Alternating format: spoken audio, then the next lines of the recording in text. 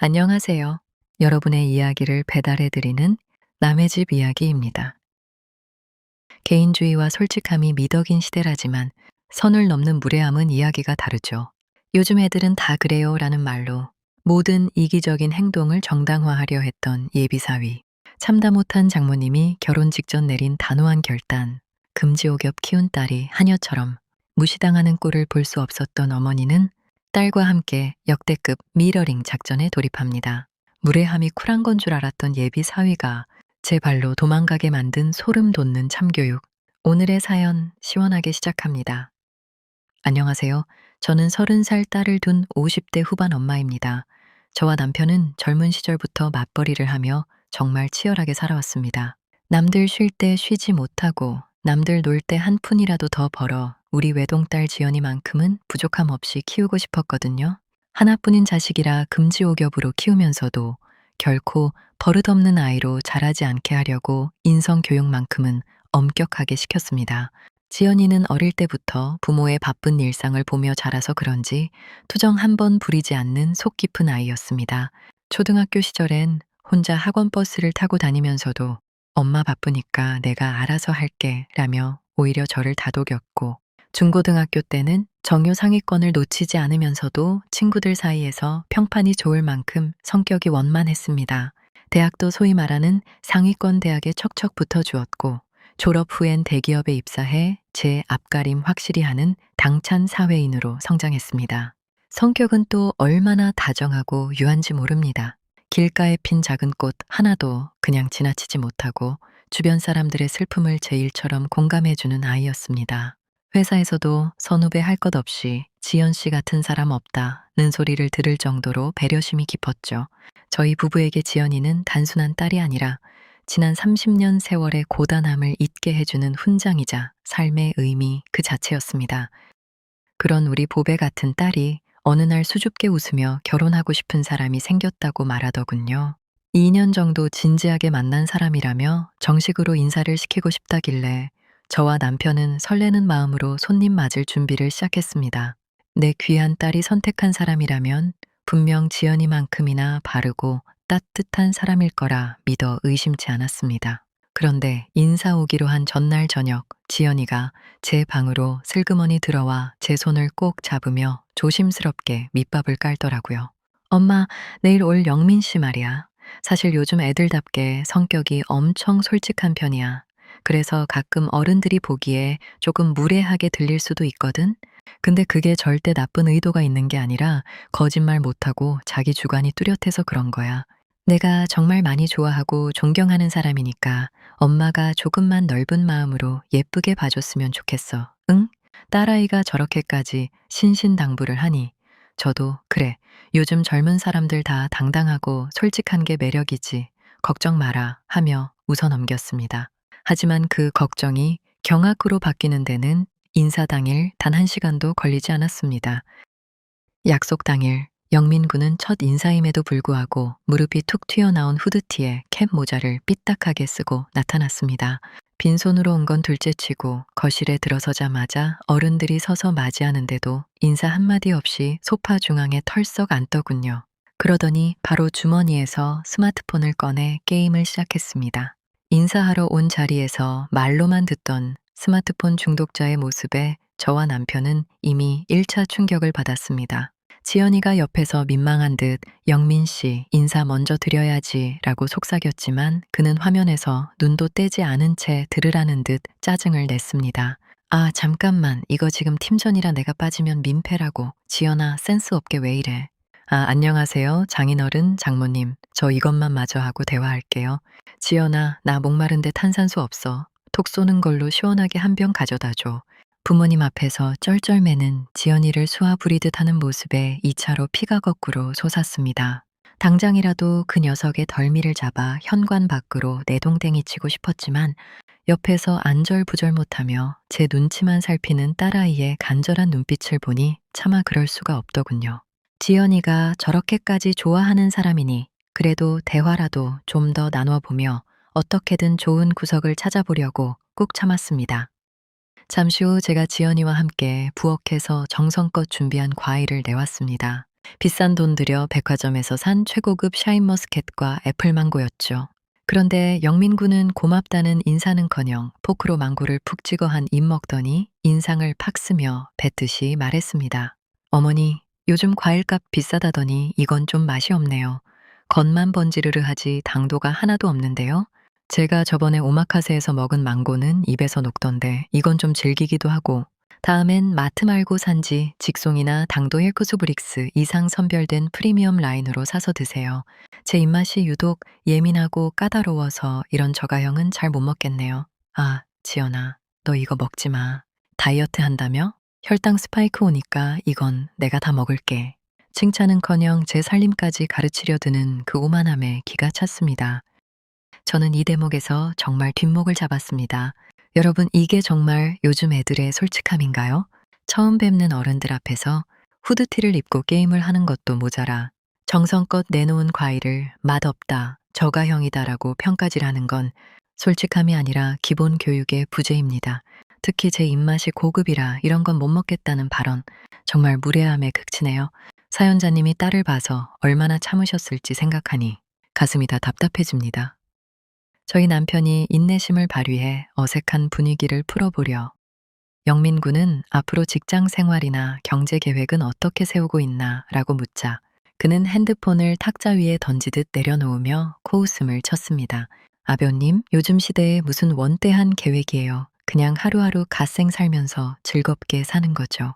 저는 파이어족이 꿈이라 라로살엔 은퇴할 거예요. 그래서 저 워라밸 되게 중요시하거든요. 연봉 낮아도 야근 안 하는 곳만 다닐 거예요. 어차피 지연이가 대기업 다녀서 잘 벌잖아요. 지연이 명의로 대출 받아서 집 사고 둘이 합쳐서 대충 살면 되죠. 굳이 제가 아등바등할 필요 있나요? 요즘엔 능력 있는 아내 덕 보는 게 남자의 능력이에요. 그런 구식 유교 생각은 이제 좀 버리셔야죠. 내 귀한 딸을 평생 일하게 하고 본인은 놀고 먹겠다는 소리를 이렇게 당당하게 하는 남자는 태어나서 처음 봤습니다. 더 기가 막힌 건 지연이를 대하는 태도였습니다. 식사 도중 국물이 좀 뜨겁다며 딸에게 야, 너 센스 없게 국을 왜 이렇게 뜨겁게 떠왔어? 나 입천장 다 까지면 네가 책임질 거야. 물 좀 떠와. 얼음 듬뿍 띄워서 빨리 라고 반말을 찍찍 내뱉더군요. 그날 이후 저는 지연이를 앉혀두고 아주 강경하게 파혼을 요구했습니다. 네오 저런 무례한 놈이랑 결혼하면 평생 하녀처럼 살 거다. 내 눈에 흙이 들어와도 이 결혼은 절대 못 시킨다며 딸아이를 매섭게 다그쳤죠. 엄마 말 안 들으면 너랑 인연 끊을 각오까지 되어 있다며 엄포를 놓았습니다. 하지만 이미 가스라이팅을 당한 건지 딸은 엄마가 남자친구의 진가를 모른다고 착각하며 눈물로 파혼을 거부했습니다. 하지만 제 결심을 확고하게 만든 결정적인 사건은 양가 상견례 날 터졌습니다. 원래 이런 자리는 결혼하는 당사자들이 알아서 예약하는 거라지만 영민 군의 그동안 행동을 봐서는 절대 고르지 않았을 법한 강남의 아주 정갈하고 품격 있는 한정식 집을 예약했더라고요. 장소 선정이 워낙 훌륭해서 저는 속으로 그래도 영민 군이 아예 생각이 없는 건 아니구나. 이런 중요한 자리에선 격식을 차릴 줄 아는구나 하는 일말의 희망을 품고 상견례 장소로 향했습니다. 그런데 약속 시간인 1시가 되어도 영민군의 모습은 보이지 않았습니다. 사돈 내외는 이미 자리에 앉아 요즘 우리 애가 바쁘다 보니 좀 늦네요 라며 대수롭지 않게 차만 마시고 있었죠. 10분, 20분이 흐르자 저희 남편의 안색은 점점 어두워졌습니다. 마침내 1시 25분이 되어서야 영민군이 문을 덜컥 열고 들어왔습니다. 미안한 기색은커녕 숨을 헐떡이며 자리에 털썩 앉더니 사과 한마디 없이 테이블 위에 놓인 시원한 물을 벌컥벌컥 들이켰습니다.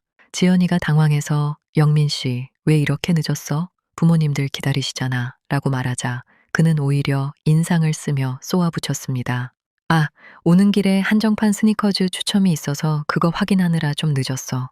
이게 얼마나 중요한 건데. 그리고 여기는 왜 이렇게 찾기 힘들어? 발렛 주차도 줄이 길어서 짜증나 죽는 줄 알았네.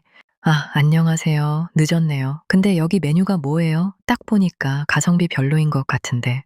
요즘 MZ들은 이런 뻔한 한정식 안 먹거든요. 인스타 감성도 없고 식어서 맛도 없을 것 같네.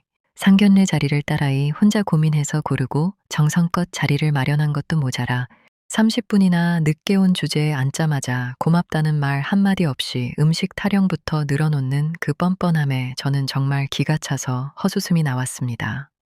하지만 더 충격적인 건 그쪽 부모님의 태도였습니다.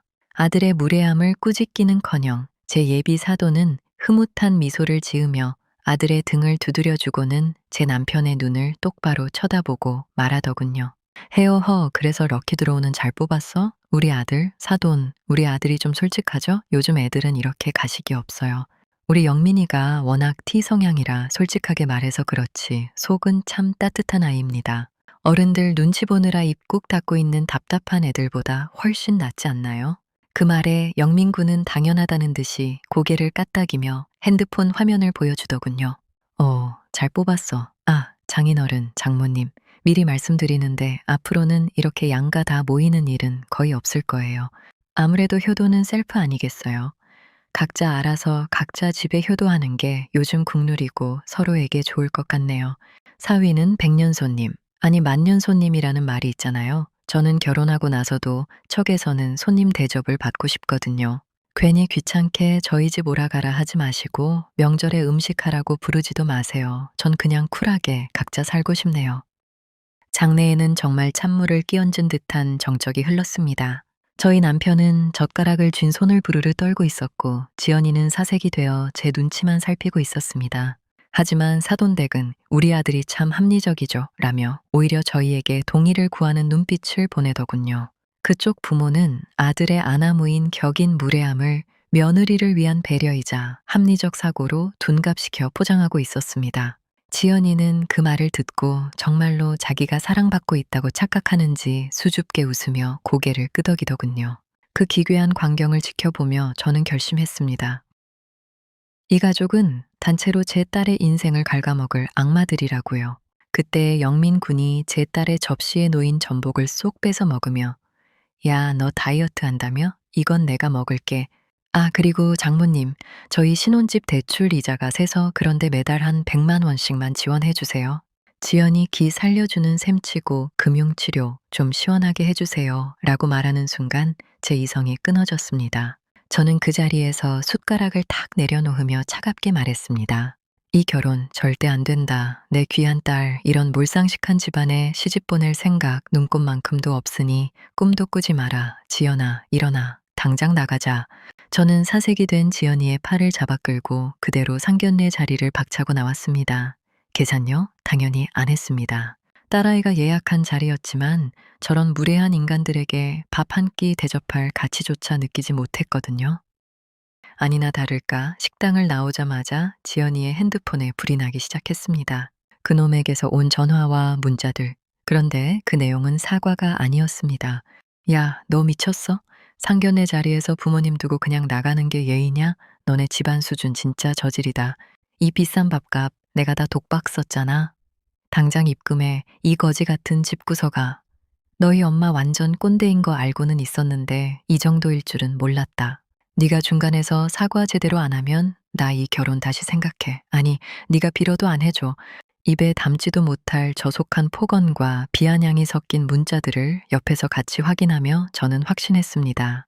아, 정말 상종 못할 가족이구나. 저는 길바닥에 멈춰서서 울고 있는 지연이를 꽉 껴안았습니다. 제 목소리도 분노와 슬픔으로 떨리고 있었습니다. 지연아, 제발. 엄마 눈을 봐. 저게 네가 존경하고 사랑한다던 남자의 실체야. 엄마가 미안해. 진작 더 강하게 막지 못해서. 근데 지연아, 엄마 소원이다. 저 지옥 같은 구덩이로 제발 제 발로 걸어 들어가지 마라. 엄마는 네가 하녀처럼 무시당하며 사는 꼴 보면 정말 죽을 것 같아. 제발 이 결혼 안 하면 안 되겠니? 응? 엄마가 이렇게 빌게. 저는 딸아이를 붙잡고 길거리에서 통곡하며 빌었습니다. 제 눈물에 당황한 지연이도 제가 그동안 얼마나 속을 끓여왔는지 깨달은 모양이었습니다. 딸은 그날 밤 영민군이 보낸 폭언 문자들과 엉엉 우는 제 모습을 번갈아 떠올리며 자신이 정말 잘못된 선택을 하고 있었던 건 아닌지 깊은 고민에 빠졌습니다. 영민군의 무례함을 솔직함으로 본인의 희생을 사랑으로 포장했던 콩깍지가 서서히 벗겨지기 시작한 거죠. 결국 지연이는 일주일 동안 밤잠을 설치며 고민한 끝에 영민군에게 이별을 통보했습니다. 하지만 진짜 문제는 그다음부터였습니다. 지연이가 이별을 고하자 영민군의 광기는 극에 달했습니다. 그는 하루에 수백 통의 전화를 걸고 밤늦게 저희 집 현관문을 두드리며 지연아, 내가 다 너 생각해서 솔직하게 말해주는 건데 어떻게 이래? 너 나 아니면 아무도 못 만나? 라며 울부짖었습니다.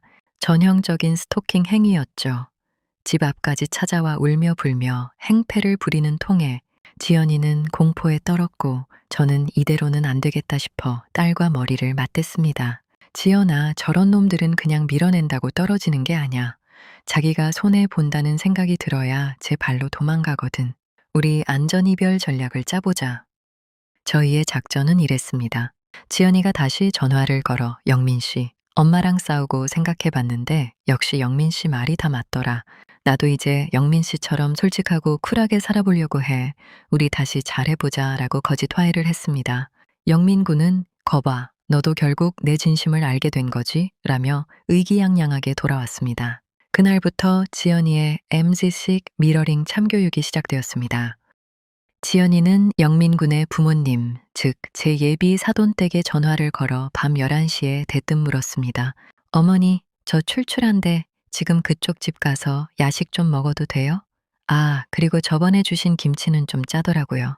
다음부턴 소금 좀 덜 넣어서 담가주세요. 제 입맛이 좀 고급이라서요.